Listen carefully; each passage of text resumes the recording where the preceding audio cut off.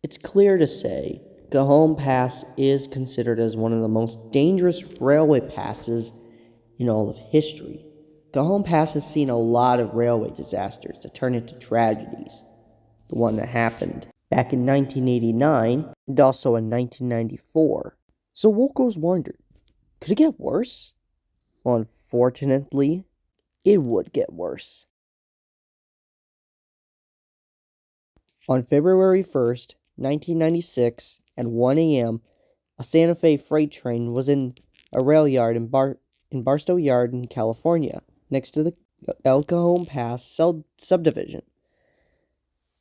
This train would consist of 4 locomotives, which were GP60M 157 leading, followed by GP38 3853, also trailed by 342, and finally, trailed by GP30M 4031. The train was a manifest, and it was carrying all sorts of cargo, like general merchandise, iron coils, lumber, plastic pellets, tires, pipes, filler board, and hazardous materials like pesticides in 7 tanker cars. Like the ill-fated trains that crashed before it, this crew had no idea they were headed for trouble. On board the train was a brakeman, conductor, and the engineer. They were supposed to actually test their brakes before descending towards the Cajon Pass. On the first signal, it worked perfectly. The second one also worked. The third signal was cleared. As they cleared off their brakes, the brakes worked fine. They were descending towards the Cajon Pass in California. As they began to go down, the engineer initiates the dynamic brakes on 157, but instead of slowing the train down, the train instead accelerates. The engineer then hits the air brakes into full emergency, but to his horror, the speedometer ominously creeped up to 45 miles an hour. There was nothing more the crew could do to save their train. The conductor and the brakeman bail out from 157, but the engineer stayed with his locomotives like a captain of a sinking ship, hoping to ride it out. In a last-ditch effort, he throws the engines into reverse, but then he felt 157 start to lean to the right on a sharp curve by a trestle bridge. He ducked to the floor and braced for the inevitable.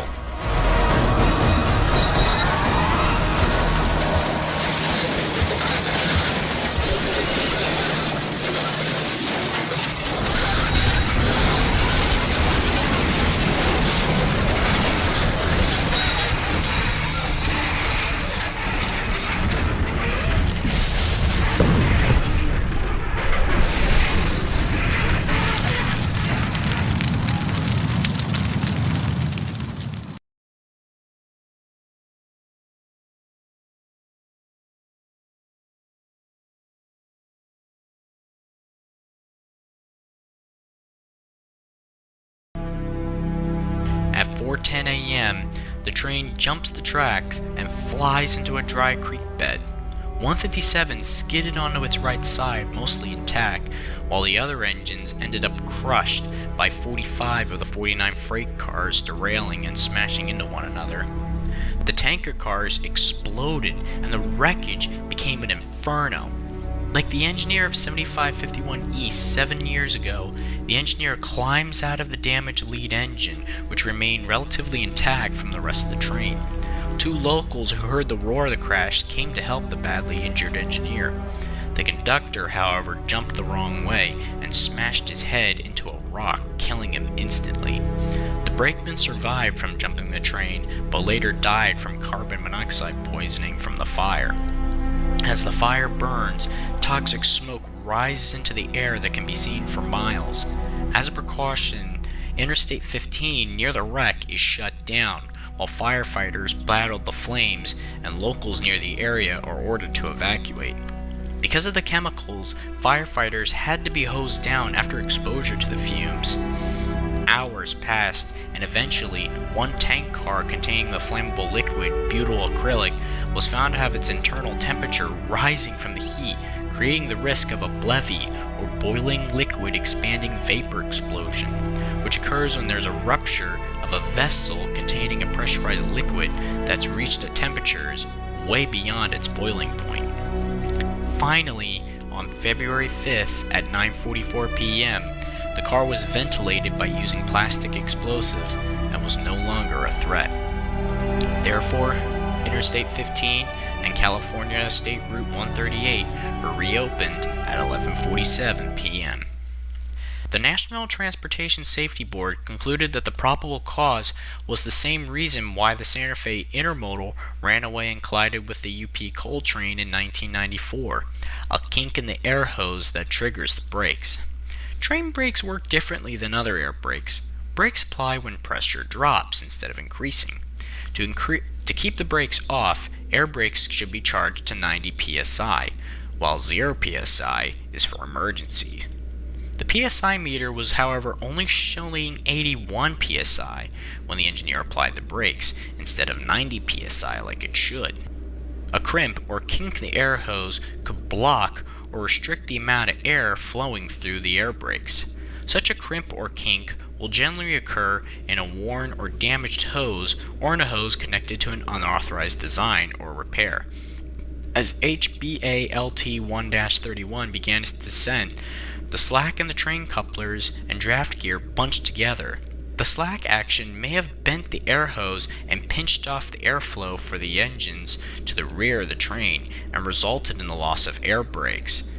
It was suspected that the 16th car was the culprit, as it was added before the train left and improper repairs were done to its air hose. However, considering how far back the car was, it was likely it had little to no impact on the train. The NTSB then shifted their attention to the 5th car. It was within the effective position for a blockage, as identified by the simulation for the crash. However, the derailment, subsequent fire, and the wreckage prevented close examination of the car. Repair records showed no history of intermittent problems indicative of hose kinking or restriction.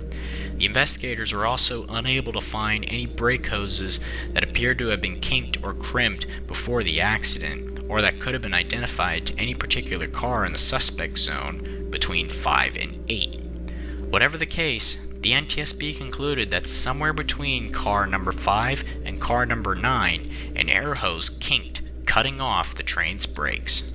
Just like I said before, in the 1994 train disaster documentary, without brakes, gravity will take over. In the end, 3857 and 4031 were damaged beyond repair and scrapped, except for 157 and 342. They only had minor damage and was repaired and put back into service, and it was still operating to this day. Unfortunately, 157 lost its war bonnet paint scheme and was repainted to a BNSF, and it was changed from Santa Fe to BNSF. Still has this paint scheme to this day. 342, however, still had its war bonnet paint scheme, but until 2016, it was repainted to a green and orange paint scheme. It still has this paint scheme to this day. 29 years had passed since the accident, but unfortunately, there is no runaway train on this Cajon Pass. Not even one single runaway train had occurred on this pass to this day.